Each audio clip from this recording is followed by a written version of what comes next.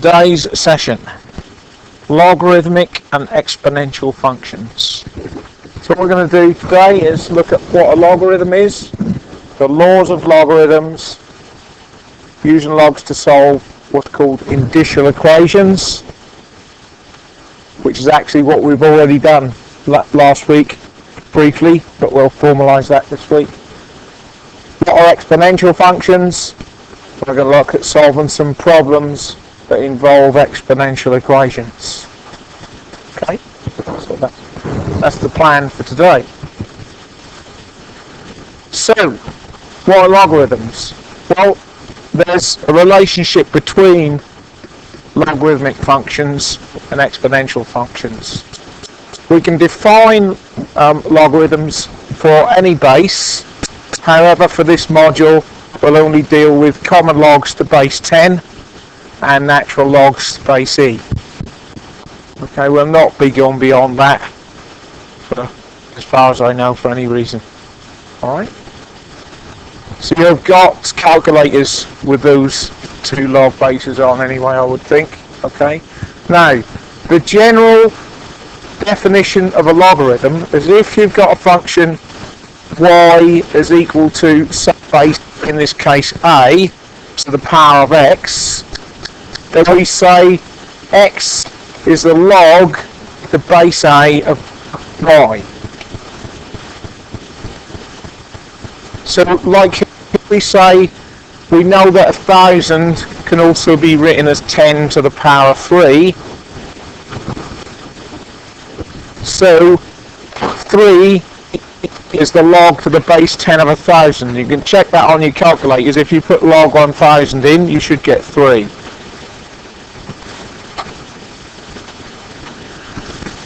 And by convention, common logs to base 10, we don't bother to put the base, we just write log, and that's what you'll have on your calculators, I would think.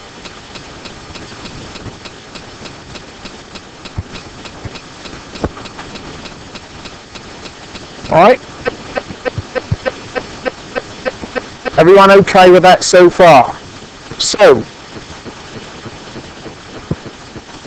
natural or Naperian logarithms. Logs to the base e are called natural logarithms.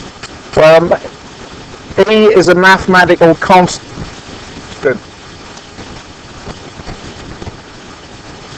equal to approximately 2.7183. And logs to the base e can be written like this: y equals log to the base e of x, but they are normally shortened to the notation y is equal to ln x, log natural of x. If we look at the graph of y is equal to ln x versus y is equal to log x, you can see there's a similarity in the shape. Okay, notice here that this carries on down in a negative direction without ever reaching the point where x is equal to 0. If you do the log of 0 on your calculator, what do you get? ln 0.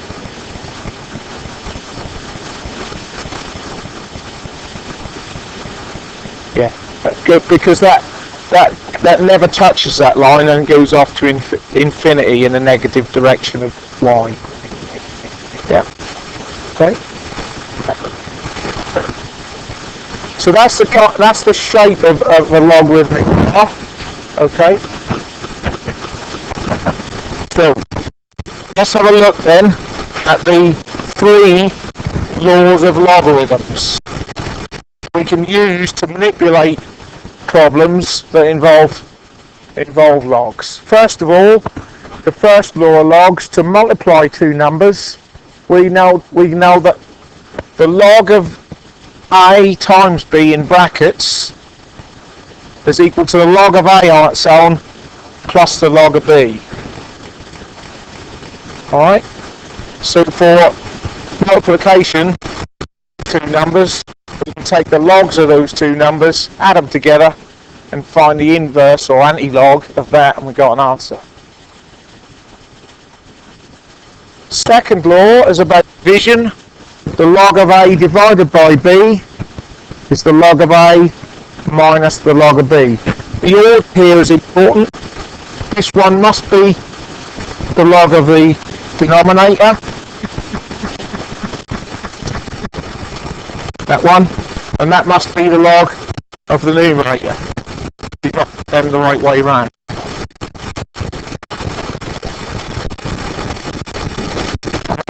And then the third law, probably the most important one, is that if we have the log of a to the power n, we divide that as n times the log of a. Those three laws used in manipulation of functions involving logarithms and exponentials. Alright? So we're going to have a go at using those now in some problems.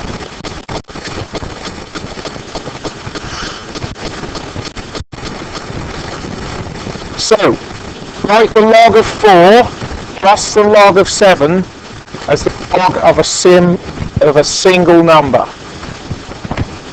Which law is involved here?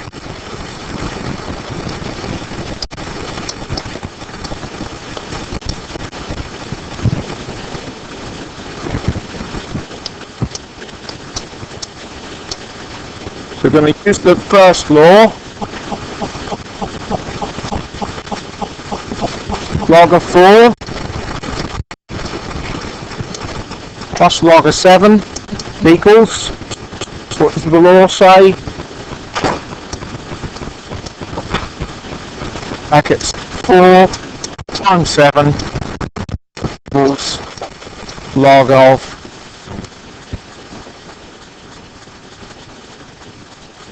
one number.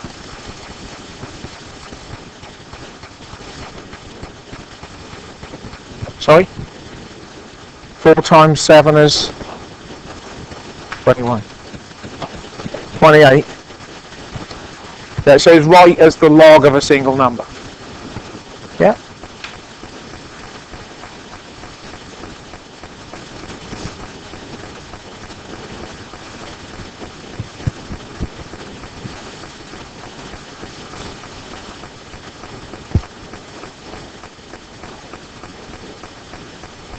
So this one,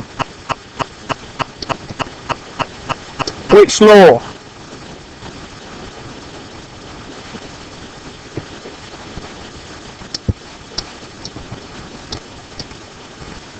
So using the second law, log of 16 minus the log of 2 is equal to log of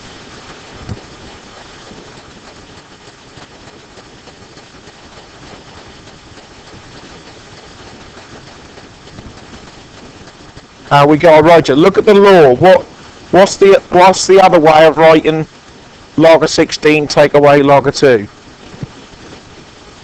Log of 16, the log of A divided by the log of B, 2. So overall that's the log of 8. Yep.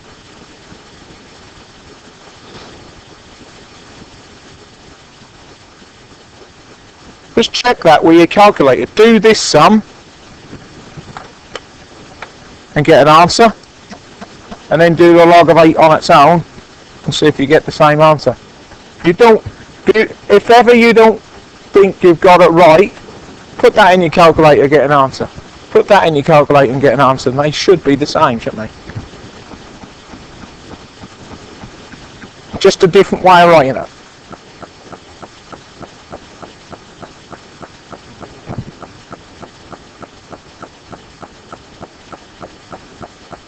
Right. Write 2 log 3 as the logarithm of a single number. Which law?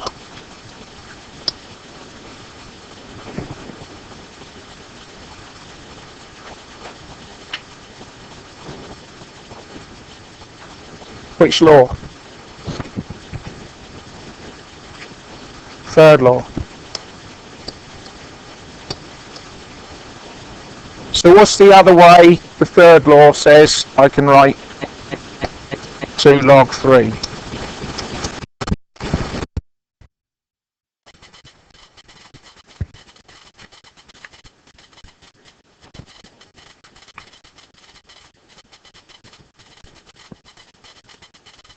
got to be a log or something.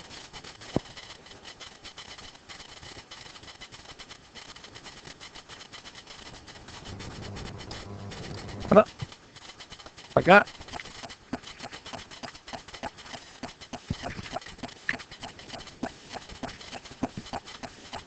So what is it? Is it a log of a single number then?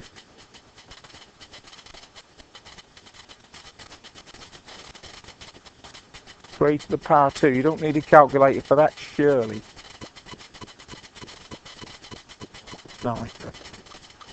And again, check, put that in your calculator. 2 times the log of 3. Is it the same as the log of 9?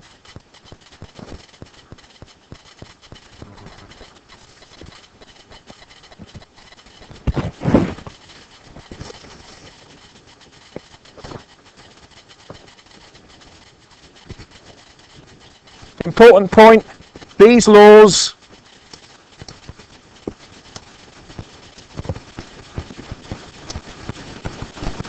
apply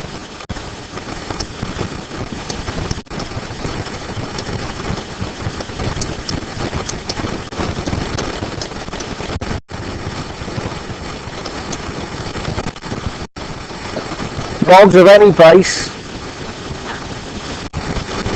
must be same base in the case of the first.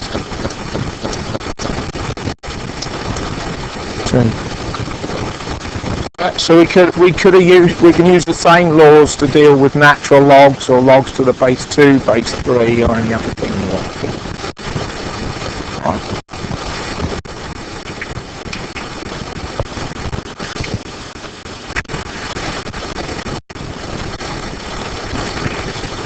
What about this one? Half log of 25 is the logarithm of a single number.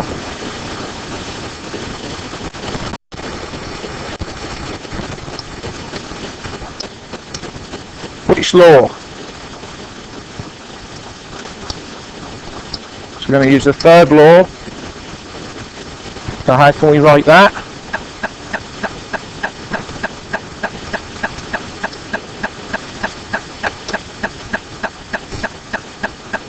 So how can I write that as a log of a... How else could I write that? Linking back to something else we've done.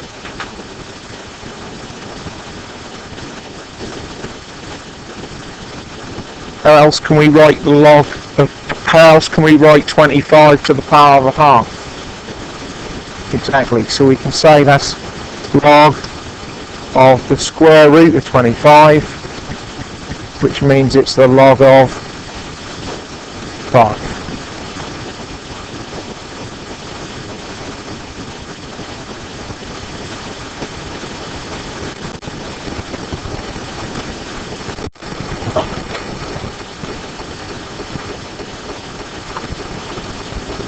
Alright?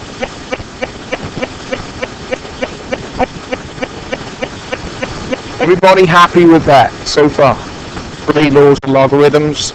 You know where to find them in your notes if you need them. Yep.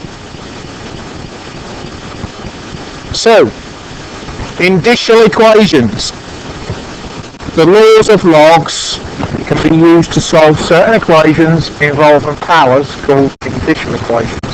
For example, and we had something similar to this last week at one point, 3 to the power of x is equal to 27.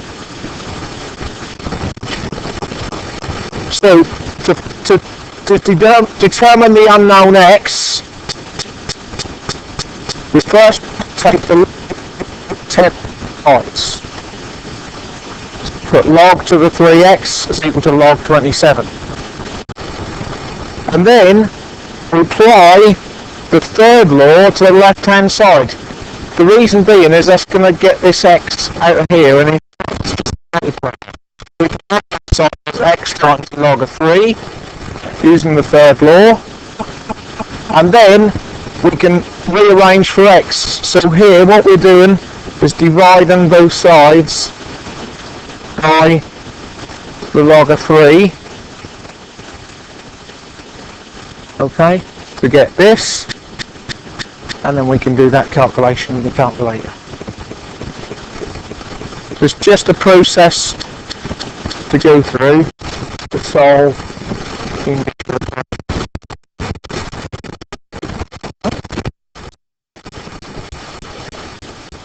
so solve the equation 2 to the power of x is equal to 3, correct to 4 significant figures.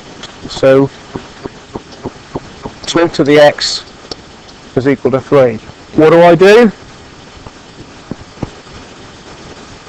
Log both sides.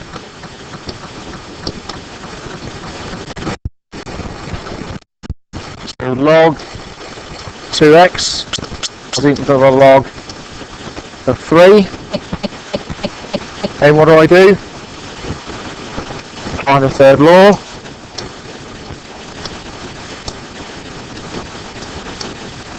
So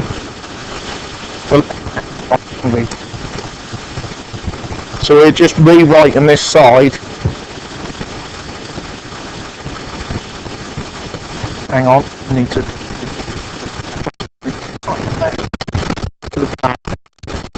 So we write x times the log of 2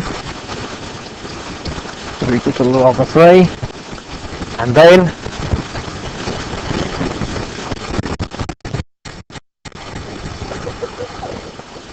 rearrange by dividing by log 2.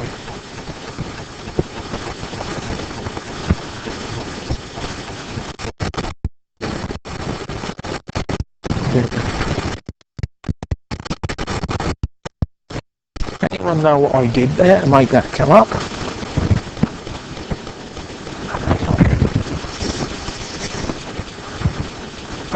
So we got x is equal to log of 3 over log of 2 equals to 4 significant figures.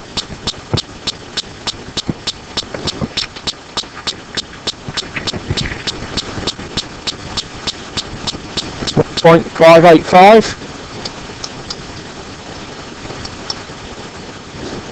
Is that what you get?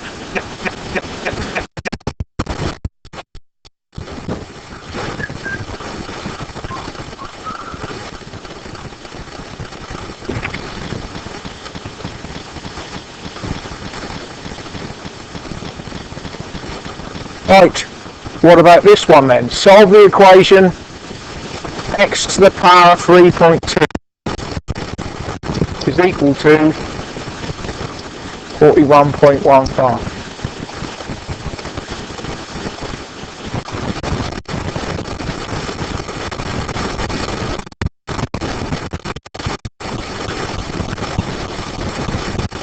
What do we do?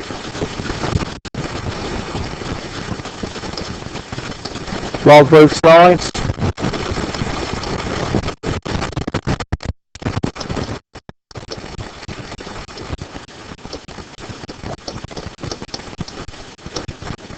Then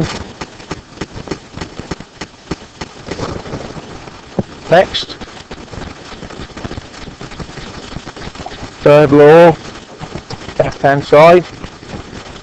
So we're going to go 3.2 log x equals log of 41.15.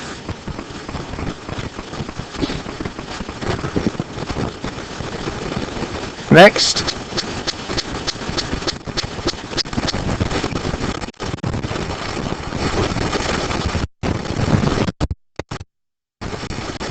forget that 3. You want x on its own, so you need to divide by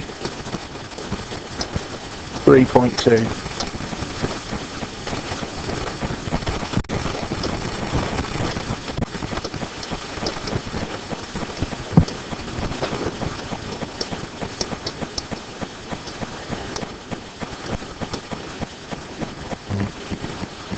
What do you think we do next?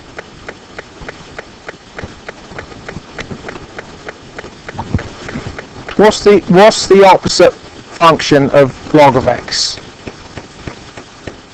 No, that's natural logarithms. Look on your calculator. What's is the anti? Is it not 10 to the x? If you've got a Casio, it is. Yeah. So we have to do.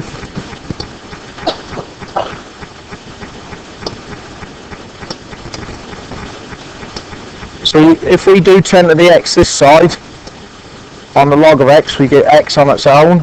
So we have to do 10 to the power of all that.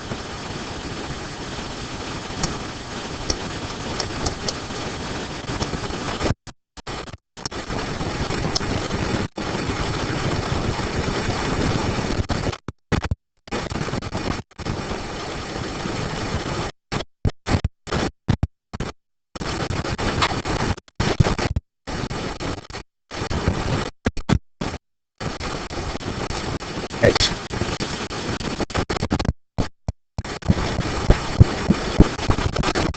3.1 on track.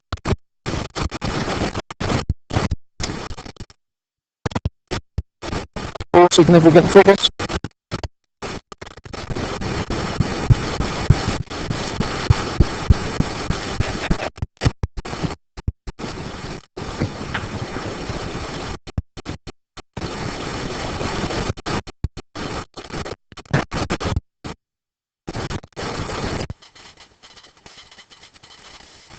Right, exponential functions.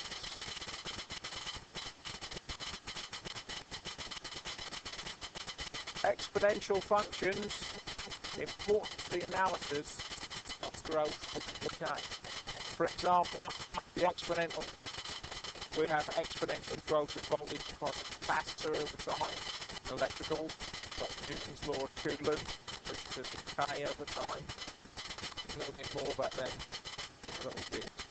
The example of a function showing exponential growth is y equal to 2 e to the power of 0.3.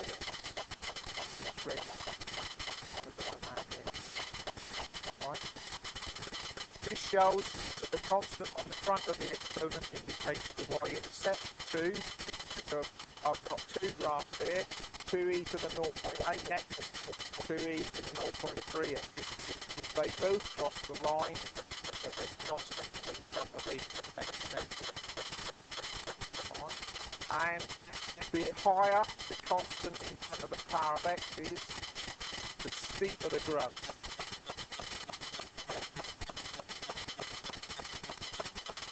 So both those functions show exponential growth.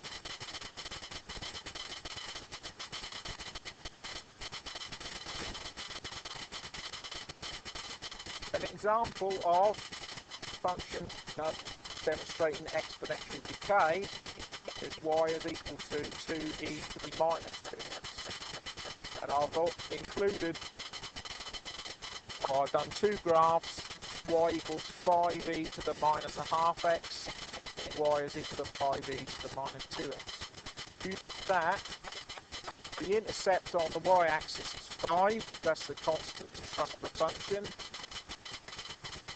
and then the exponent is negative in both cases, so we need a negative constant in front of the x to give us decay. Positive gives us growth, negative decay, and the bigger that number, the negative number, the steeper the decay of the curve. You should note that it never ever touches the x-axis. Right. So it carries on, and in theory never ever quite get there. Carry on decaying, never quite get there. Well, you'll find that when we look at the actual capacitors, charging and discharging, we'll talk about that. But after so much time, we consider discharge. So never.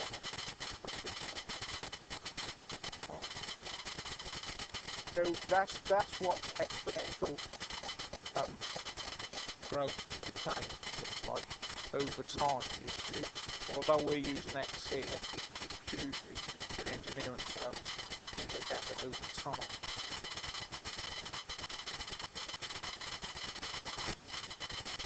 So, the laws of growth and decay take on three general forms. We've looked at the first two already, exponential growth to infinity.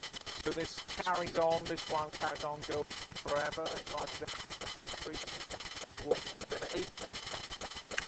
The second one is exponential decay to 0, carries on. The second one down towards 0, never ever in theory quite touch them, no matter how much flying. And the third one is exponential growth to a limit. So that's this third graph here, and the limit in that is the constant a in front of the function. So we're going up to 10.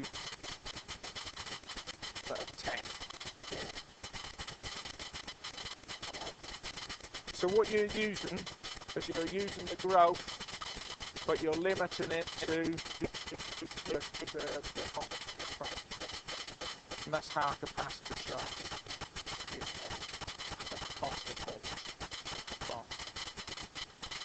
Actually never ever in theory again quite touches. Carries on forever. So it's a case of capacitor that you'll learn sometime we consider after.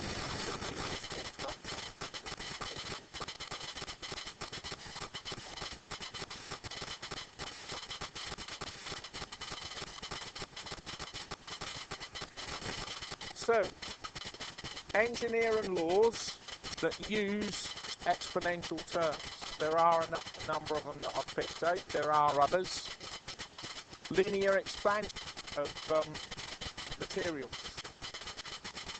Change distance of a conductor or other material with temperature. Tension on belts that you'll do in mechanical principles. Newton's law of coolant. Biological growth. Discharge of a capacitor. Growth of voltage across a capacitor. This is the growth to a limit, and the growth of current and inductive system. Alright. So there are number functions in engineering that you're going to come across these that are exponential in nature. I'm going to have one of these three shapes of graph.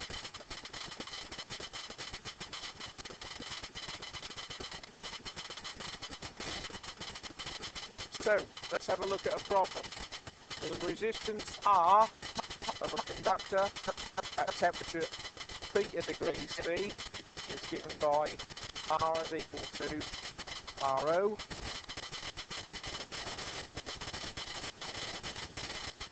E to the alpha C, where alpha is a constant. Good idea to pick this detailed information out. RO is 5 minus 10 degrees ohms. Determine the value of alpha, correct more significant figures, when R is equal to 6 times 10 to the 3 ohms, and theta is equal to 1500 degrees C. So, how do we do that? It says find alpha, more significant figures. So we want to find alpha in that equation. How do we do that?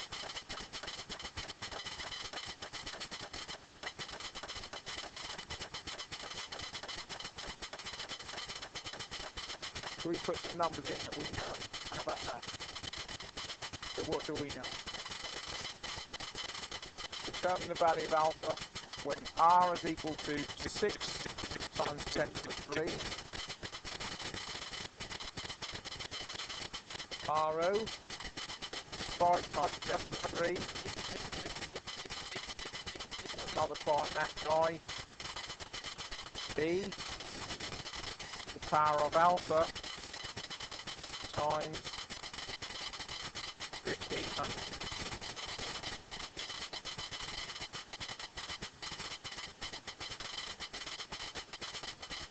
How can we start to rearrange that to be able to find what we want, which is this alpha. What would it be?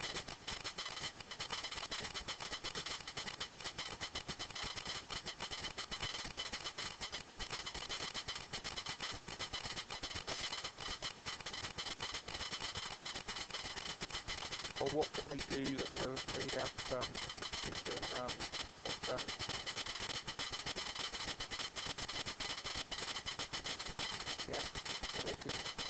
what we need to do with it.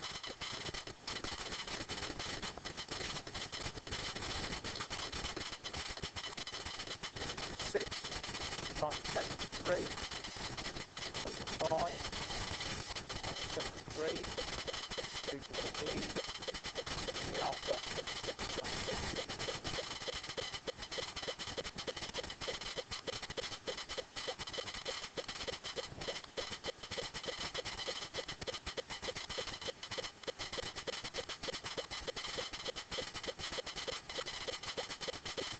What type of equation have we got?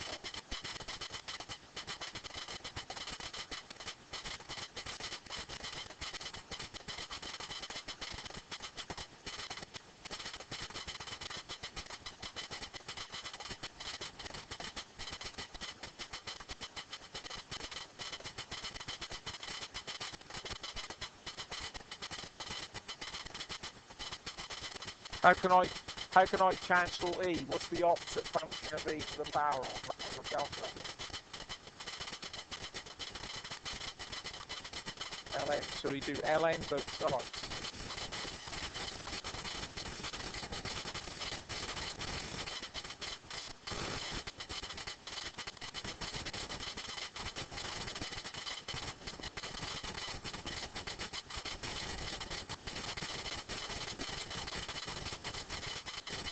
What does ln do to this? Cancel u, but the x with alpha.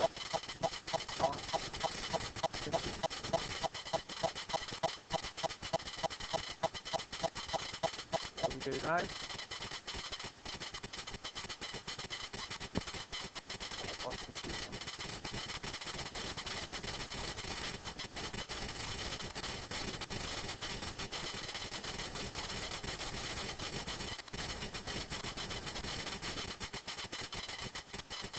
So we end up with alpha ln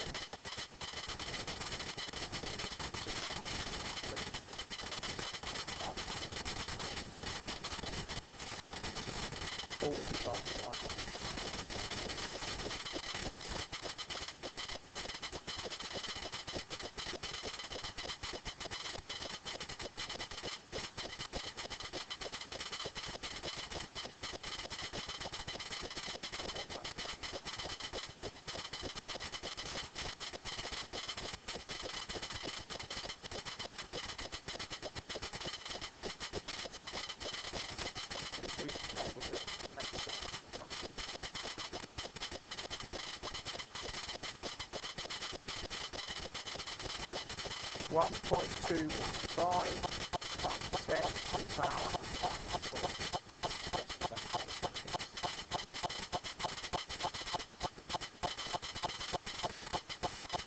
Yeah.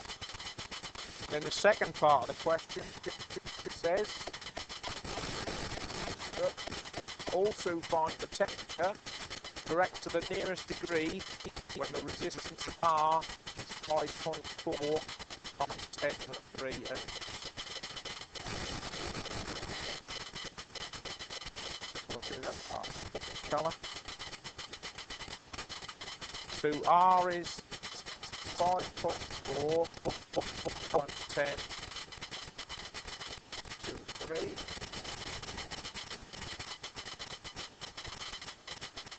And that's equal to RO, which is 5 times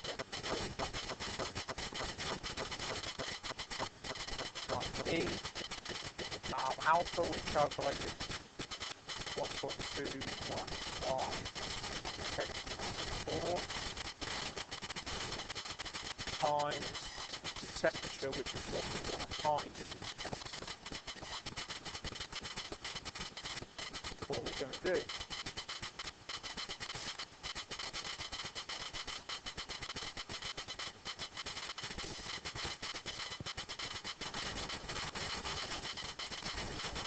We're going to do that.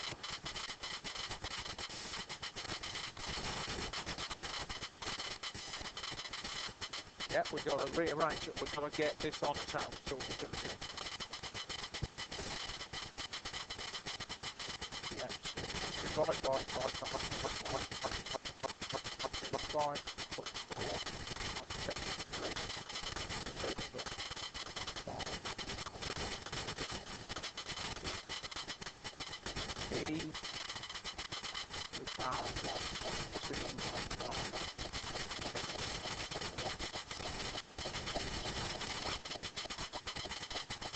Next, yeah, that's the log of the side.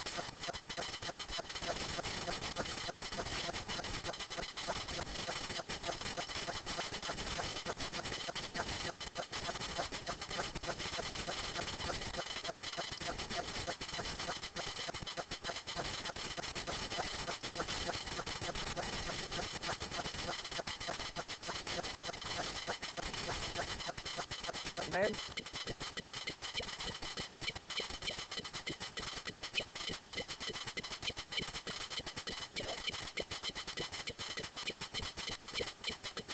yeah, divide through by this constant, so we can say the temperature is equal to Ln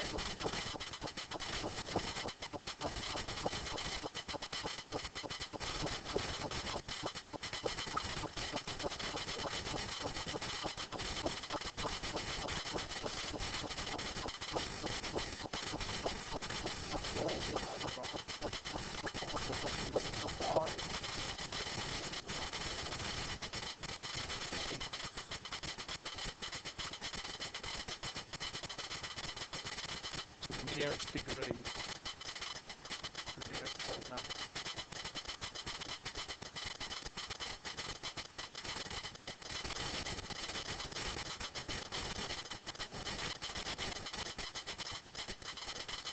Units are important, remember, so it's degrees C.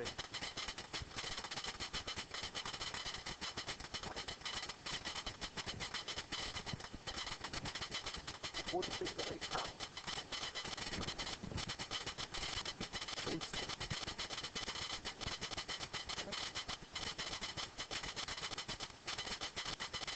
No, get rid of your cold, put it back in the cold, back on. Yeah.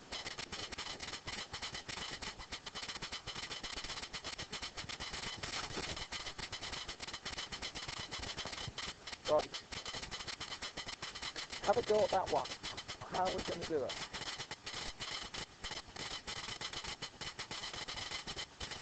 Go on, have a go at that one. 5 minutes. See how time we got.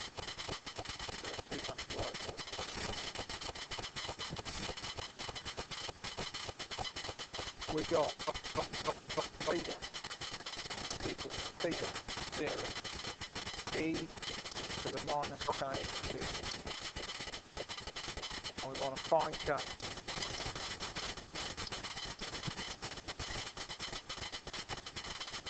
So what you've done, Toby, is you've put these figures in, yeah? 16.5 is equal to 56.6 e to the minus k times 8. Divide through by 56.6.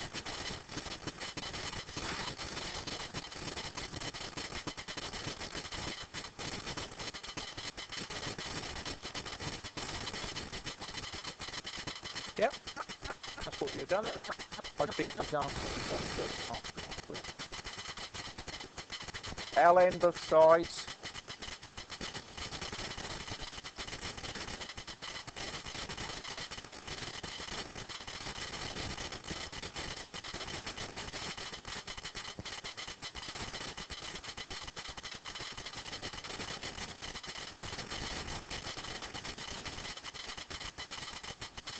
divide through by 83 to minus k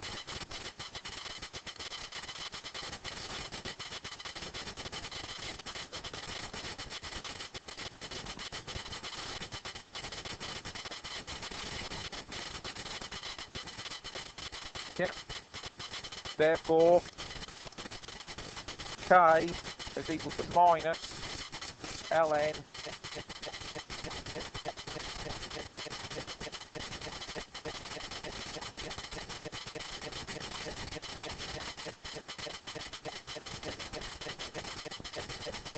which is what you got, I think.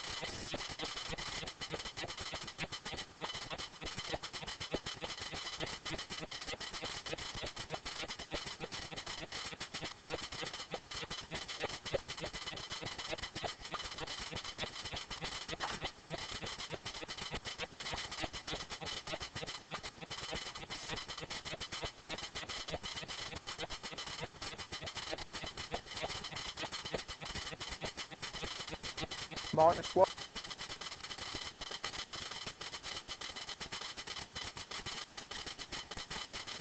Minus 1. So go.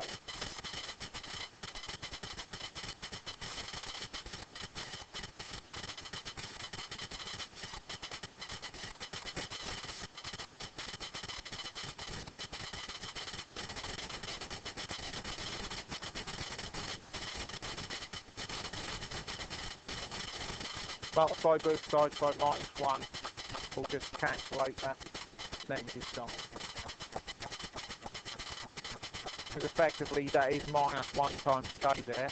If you do minus 1 times minus 1, you get plus 1.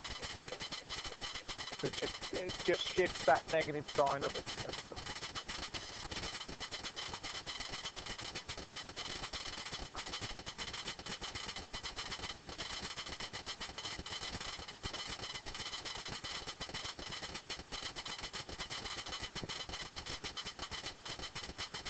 And the answer to that, Toby, was 4 significant figures.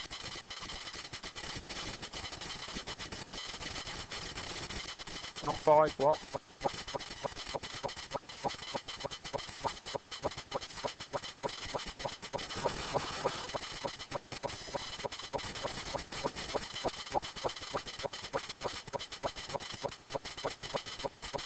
5, which equals, hang on, he ain't wrong in his book, 1.485 times 10 to the minus 2. 1, 2, exactly the same.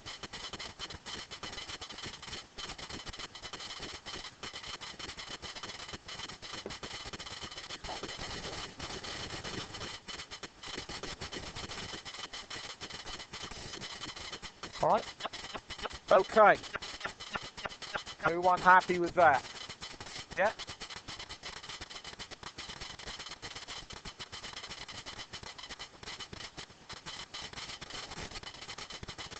So, temperature, theta 2 of a winding, which is being heated electrically at time t, is given by theta 2 is equal to theta 1 times 1 minus e to the minus t over tau. Yep. What type of function is that? Which one of the 3 exponential functions is that?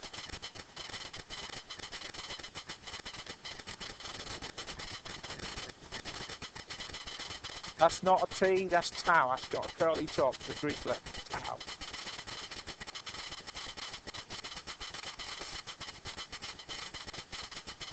What's it going to look like?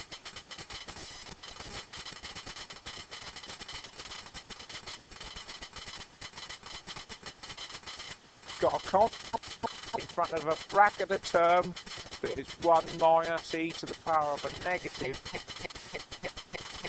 because that bit is decay, but we got this bracketed term, exponential growth just like this, to a limit. Yeah, with the limit being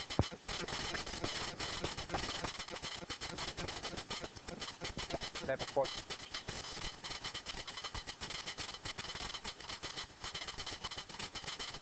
All right. The reason being, if you think about it, this, remember the exponential decay, which is just that bit there, never reaches zero. Okay, so that little bit is always worth something, and you're always taking that off beta 1. It's always beta 1 minus a little bit, so it never actually hits temperature beta 1. But it gets so close. It's a reasonable assumption.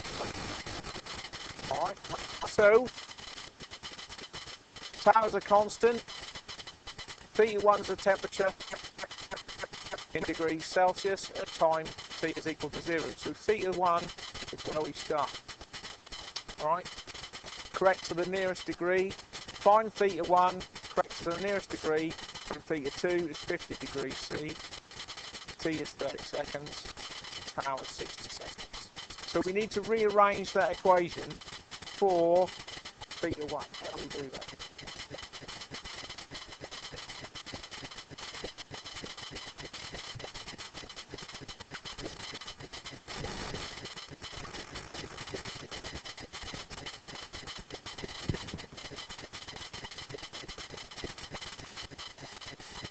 Well, you could put the numbers in, but I think for this particular problem, I wouldn't do it. Yeah, I'd keep to the back. So what can we do?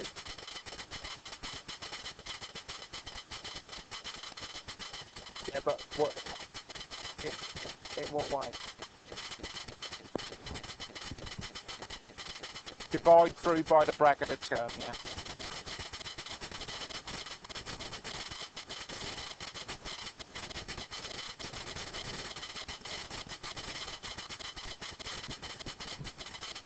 Yep. Now we can put our numbers in. So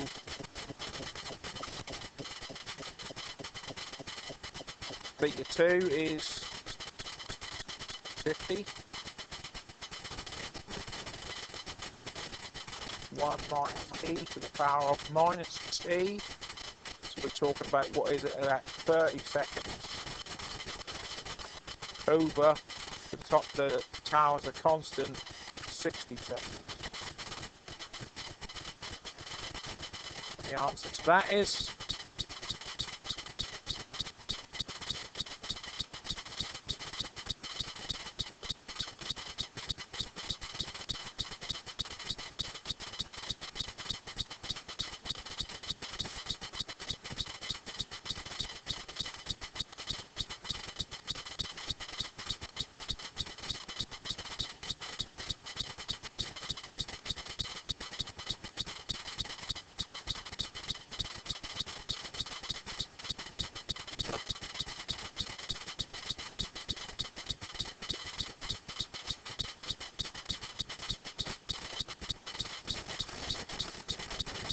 $127 what? Onions, tomatoes?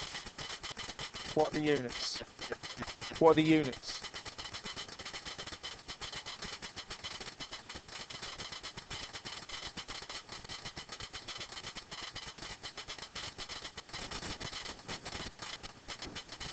See. Okay. Second part of the question. Here's our formula again. So theta 2, theta 1, minus e to the minus t over tau. We need to rearrange that now for temperature 2. Make t the subject, sorry. Make t the subject.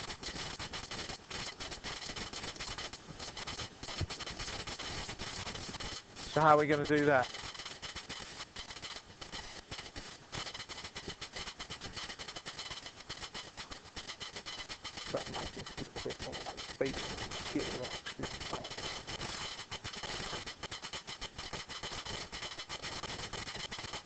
How are we going to get t out of the middle there?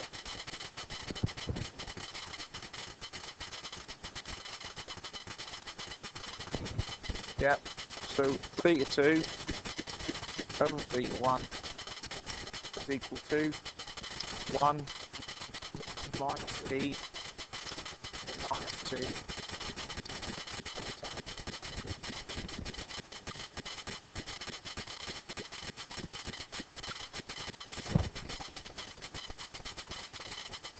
Next,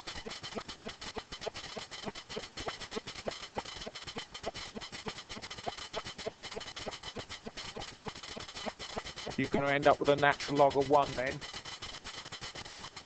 If you take the natural log of both sides, you'll have ln this side, yeah, but you'll have ln1 minus t of the cap. Yeah, subtract 1.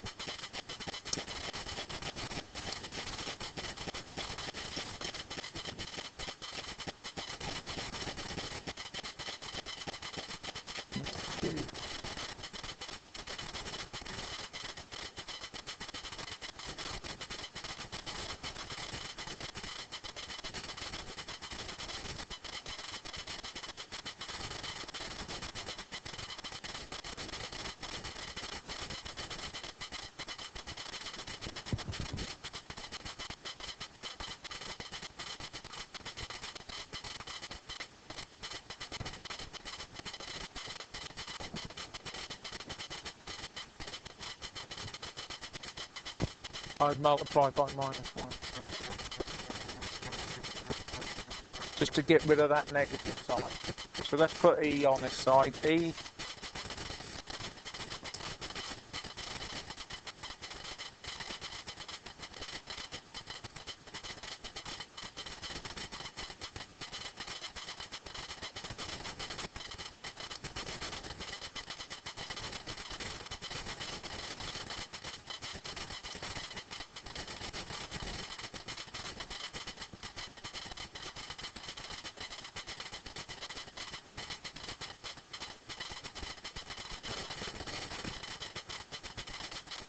yeah. Now what?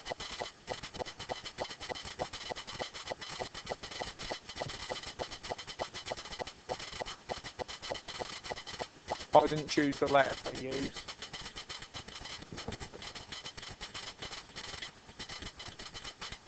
ln both sides.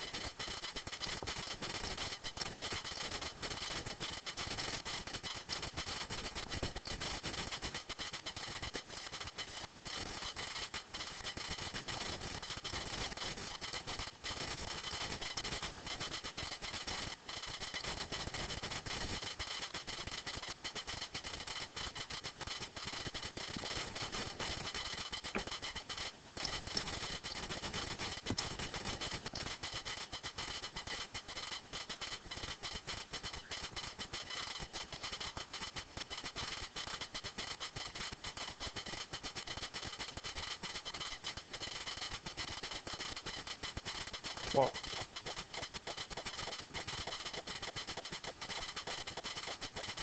It was minus t originally. Minus t. Where?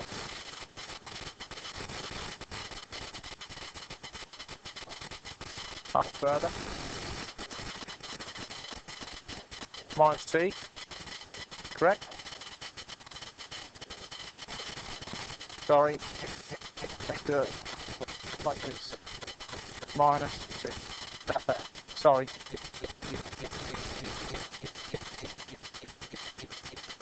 Alright?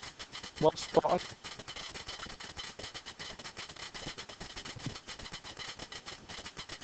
Alright, next.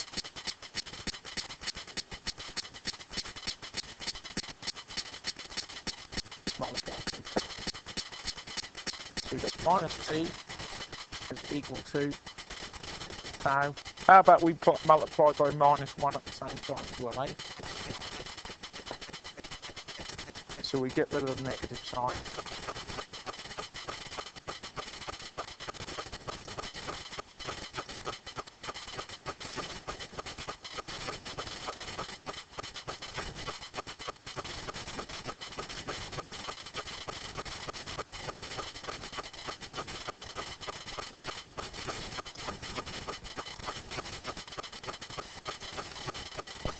See what you get. But hang on, we've got to put some numbers in it.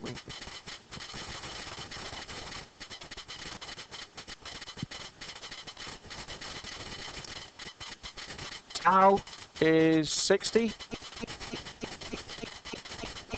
ln brackets negative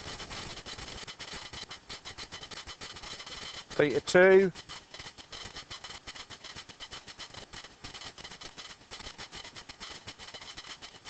to be half of theta 1.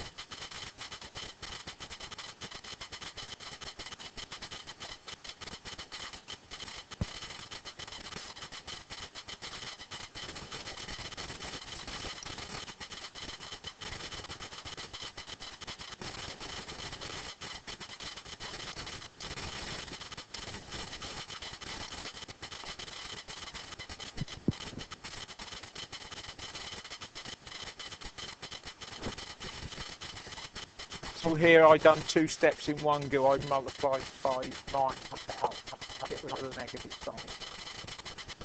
Right? Get rid of the negative numbers. Hopefully you should get the right answer. Give you a time in a second.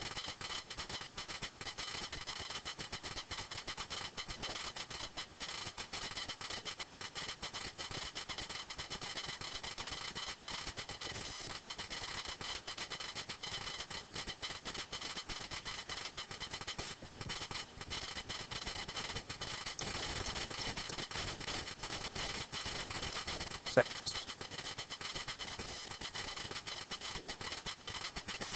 Yeah.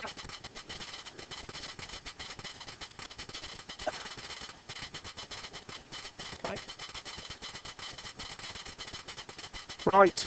On your following pages, there's some further problems for you to try on what we've done this morning. Please spend the remaining 25 minutes wisely having a go at those. You're going to get something in your assignment based on exponential and logarithmic.